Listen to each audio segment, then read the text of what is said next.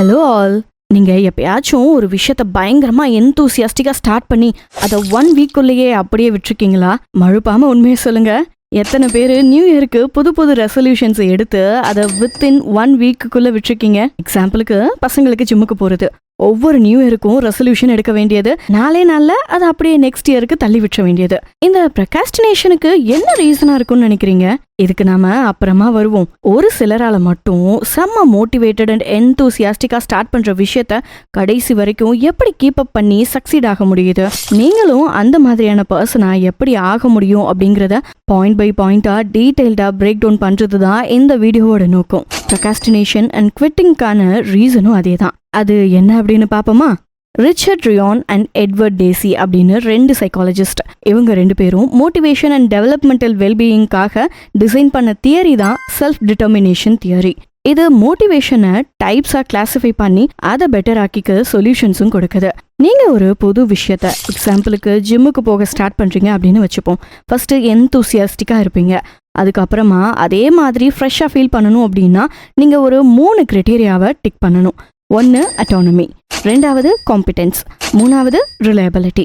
Autonomy, நீங்க செய்யற விஷயத்துக்கு மேல நீங்க கண்ட்ரோல் எடுத்துக்கணும். அதாவது அந்த விஷயம் ஒருத்தர் ஃபோர்ஸ் பண்ணி செய்ய வைக்காம உங்களுக்கு செய்யணும் அப்படிங்கிறதுக்காக நீங்க செய்யணும். டேக்கிங் கண்ட்ரோல் அப்படின்னா அதுதான். இது உங்களுக்கு உள்ள இருந்து வரக்கூடிய மோட்டிவேஷன். அதை இன்ட்ரின்சிக் மோட்டிவேஷன் அப்படின்னு சொல்றாங்க. இதுவே மற்றவங்க யாராவது உங்களை ஃபோர்ஸ் பண்றதுனாலயோ இல்ல பனிஷ்மெண்ட்ல இருந்து தப்பிக்கிறதுக்காகவோ நீங்க அதை பண்ணீங்க அப்படின்னா அதை எக்ஸ்ட்ரின்சிக் மோட்டிவேஷன் அப்படின்னு சொல்றாங்க. ஆனா இந்த எக்ஸ்ட்ரின்சிக் மோட்டிவேஷன் அவ்வளோ எஃபெக்டிவானதுலாம் கிடையாது. இது சில சமயங்கள்ல எதிராக செயல்பட்டு உங்களை டிமோட்டிவேட் கூட பண்ணும். அடுத்தது காம்பிடன்ஸ். நீங்க செய்யற ஒரு விஷயம் உங்களுக்கு நல்லா வருது, நீங்க அதுல பெட்டரா இருக்கீங்க அப்படின்னு நீங்களே உங்க மனசார உணர்றது. வேற யாராவது நீங்க பெட்டரா இருக்கீங்க அப்படின்னு சொல்றது இந்த கணக்குல வராது. உங்க மனசு அதை ஃபீல் பண்ணும் பொழுதுதான் உங்க பிரெயின் அதை அக்செப்ட் பண்ணிக்கும். நீங்க மற்றவங்களை விட காம்பிடென்ட்டா எனஃபா ஃபீல் பண்ணுவீங்க. இந்த கான்ஃபிடென்ஸ் உங்களை இன்னும் அதிகமா மோட்டிவேட் பண்ணும். பெட்டர்மெண்ட்டை நோக்கி ஓட்டுறது நார்மாலிட்டிக்கு வந்துடும். அடுத்தது ரிலேட்டபிலிட்டி. நீங்க செய்யற விஷயங்களும் உங்களை சுத்தி இருக்கிறவங்களும் உங்களை சம்மந்தப்படுத்துற மாதிரி அமையணும். நீங்க அந்த இடத்த பிலாங் பண்ற மாதிரி தோன்ற அந்த எண்ணம் தான் ரிலேட்டபிலிட்டி. இது உங்க மனசை காம் பண்ணி ஒரு சென்ஸ் ஆஃப் பிலாங்கிங்க கொடுக்கும். இதுவே உங்களை ஃப்ரீயா ஒர்க் பண்ண உதவி பண்ணும்.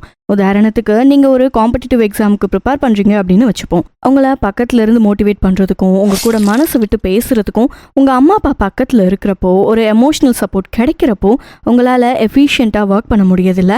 அதுதான் ரிலேட்டபிலிட்டி. இப்போ நான் சொன்ன இந்த 3 கிரைட்டீரியாவுக்கு அடிப்படையில மொத்தம் 6 டைப்ஸ் ஆஃப் பீப்புளை கிளாசிஃபை பண்றது தான் இந்த செல்ஃப் டிட்டர்மினேஷன் தியரி. எல்லாமே நம்ம டெய்லி லைஃப்ல மீட் பண்ணக்கூடிய கேரக்டர்ஸ்க்கு ரிலேட் ஆகும் பாருங்க. அதுதான் செம்ம இன்ட்ரெஸ்டிங்கா இருக்கும். தொடர்ந்து கேளுங்க. ஒரே ஸ்கூல்ல படிக்கிற 6 ஸ்டூடெண்ட்ஸ், இனியா, மனு, சாய், அதித்தி, தருண், ஆதி. அவங்களுக்கு ஆனுவல் எக்ஸாம் நெருங்கிக்கிட்டே வருது. இனியாவுக்கு படிக்க சுத்தமா பிடிக்காது.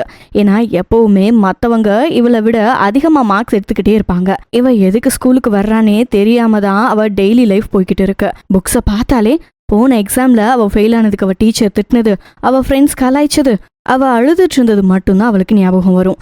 தன்னை மற்றவங்களை விட இன்ஃபீரியரா மட்டும்தான் பாக்குறா.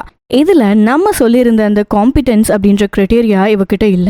படிக்கணும் அப்படின்ற எண்ணமே அவளுக்கு வராது. ஸ்கூலுக்கு போறதே பாயிண்ட்லெஸ் அப்படின்னு நினைச்சிட்டு இருக்கா. இனியாவுக்கு அட்டானமி அப்படின்ற கிரைட்டீரியா மிஸ் ஆகுது. இனியாவுக்கு இருக்கிறது ஏ மோட்டிவேஷன், அதாவது மோட்டிவேஷனே இல்ல, நெகட்டிவ் வைப்ரேஷன்ஸ் மட்டும்தான் இருக்கு. ஆகாது, நடக்காது அப்படின்ற எண்ணம். இது அவளை இன்னும் பின்னாடி தள்ளுது. செல்ஃப் டிட்டர்மினேஷன் சுத்தமா இல்ல. தான் ஏன் இங்க இருக்கோம், எதுக்காக இதை பண்றோம் அப்படின்னு தெரியாம இருக்கிறது தான் இந்த டைப். இதுக்கு பேரு ஏ மோட்டிவேஷன். அடுத்தது மனு. மனுவால படிக்க முடியும். ஆனா அவன் படிக்கிறதுக்கு ஒரே மோட்டிவேஷன் என்ன அப்படின்னா அவன் நல்ல மார்க்ஸ் எடுத்தா அவனோட அம்மா அப்பா சுத்தி இருக்கிறவங்க எல்லாருமே அவனை நினைச்சு பெருமைப்படுவாங்க, அவனுக்கு நல்ல பேர் கிடைக்கும். இது மட்டும்தான் அவன் படிக்கிறதுக்கான ரீசன். மனு அவனுக்கு பிடிச்சிருக்கு அப்படின்லாம் படிக்கல. அவனுக்கு இதனால நல்ல பேரு அப்படின்ற ஒரு ரிவார்ட் கிடைக்கும். இது மட்டும்தான் மோட்டிவேஷனா வச்சு இவன் படிக்கிறான். இப்போ இதுவே அவனை சுத்தி பெருமைப்படுறதுக்கு யாருமே இல்லை அப்படின்னா, அவனை கண்டுக்காம விட்டுட்டாங்க அப்படின்னா அவனோட எஃபிஷியன்சி கம்மியாயிடும். ஸோ இதுல அவனோட அட்டானமி அப்படின்ற கிரைட்டீரியா மீட்டப் ஆகல. இந்த டைப்புக்கு பேரு எக்ஸ்ட்ரின்சிக் மோட்டிவேஷன், எக்ஸ்டர்னலி ரெகுலேட்டட் அப்படின்னு சொல்றாங்க. அடுத்தது சாய். சாய் நல்லா படிக்கிற பையன்தான். எப்பவும் ஃபர்ஸ்ட் ரேங்க் வாங்கணும் அப்படின்னு பயங்கரமா ஹார்ட் ஒர்க் பண்ணி படிப்பான்.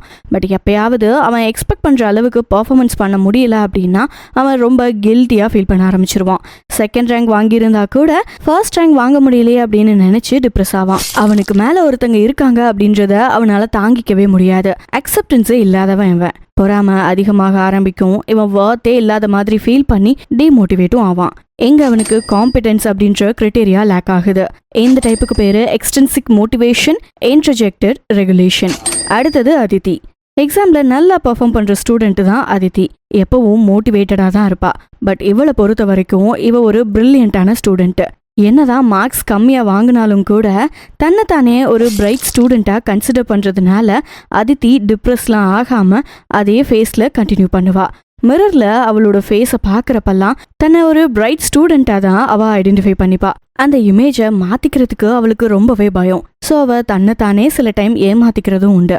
அதனால அவளோட பெர்ஃபார்மன்ஸ் இம்ப்ரூவ் ஆகுறதும் இல்லை, அதே சமயம் கம்மி ஆகுறதும் இல்லை. இந்த டைப்புக்கு பேரு extrinsic motivation, regulation through identification. அடுத்தது தருண். தருணுக்கு படிக்கிறது ரொம்ப பிடிக்கும்.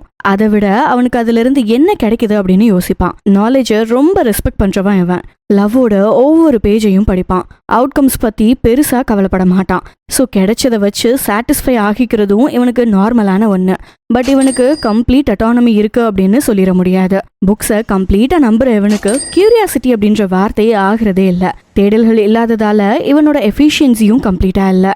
இந்த டைப்புக்கு பேரு எக்ஸ்ட்ரின்சிக் மோட்டிவேஷன், இன்டிகிரேட்டட் ரெகுலேஷன். அடுத்தது ஆதி. ஆதி ரொம்ப எந்தூசியாஸ்டிக்கான ஒரு பையன். நம்ம முன்னாடி சொன்ன மாதிரி த்ரூ அவுட் த இயர் அதே மோட்டிவேஷன் இவன் கீப் அப் பண்ணிட்டு இருக்கான். அதுக்கு ரீசன் படிக்கிறதுல ஒரு கியூரியாசிட்டி, அதை லைஃப்ல அப்ளை பண்றதுல ஒரு இன்ட்ரெஸ்ட். இது இவனை ஃபுல்லி அட்டானமஸா வச்சிருக்கு. ஹைலி காம்பிடென்ட்டாவும் இருக்க முடியுது. கனெக்டடான ஃபீலும் ஃபுல்லா இருக்குது. இந்த 3 கிரைட்டேரியாவையும் ஃபுல்ஃபில் பண்றதுனால இந்த டைப்பை இன்ட்ரின்சிக் மோட்டிவேஷன் அப்படின்னு சொல்றாங்க. நம்ம எல்லாருக்கும் தேவை இந்த மாதிரியான மோட்டிவேஷன் தான். இது நம்மளை ஹைலி எஃபிஷியன்ட் அண்ட் மோட்டிவேஷனா வச்சிருக்கோம். அதுவும் கன்சிஸ்டண்டா. அப்பப்போ பிரேக் எடுத்து கரெக்டான பீப்புள் கூட கனெக்ட் பண்ணி கரெக்டான விஷயங்களை மனசுக்கு பிடிச்ச மாதிரி செஞ்சா போதும், நமக்கு தேவையானது நம்மளை தேடி வரும். இதுதான் செல்ஃப் டிட்டர்மினேஷன் அப்படின்னு சொல்றாங்க. இந்த தியரி கேட்கறதுக்கு சிம்பிளா இருந்தாலும் கொஞ்சம் டீப்பா யோசிச்சு பாத்தீங்க அப்படின்னா பல விஷயங்கள் புரிய வரும். இதுல நீங்க எந்த டைப்புக்கு கீழே வர்றீங்க அப்படின்றத மறக்காம கமெண்ட்ஸ்ல சொல்லிட்டு போங்க. இதே மாதிரி செல்ஃப் growthக்கான கண்டென்ட்ஸுக்கு நம்ம பேஜுக்கு சப்ஸ்கிரைப் பண்ணிக்கோங்க. அடுத்து ஒரு இன்ட்ரெஸ்டிங்கான வீடியோல உங்களை சீக்கிரம் மீட் பண்றேன். நன்றி.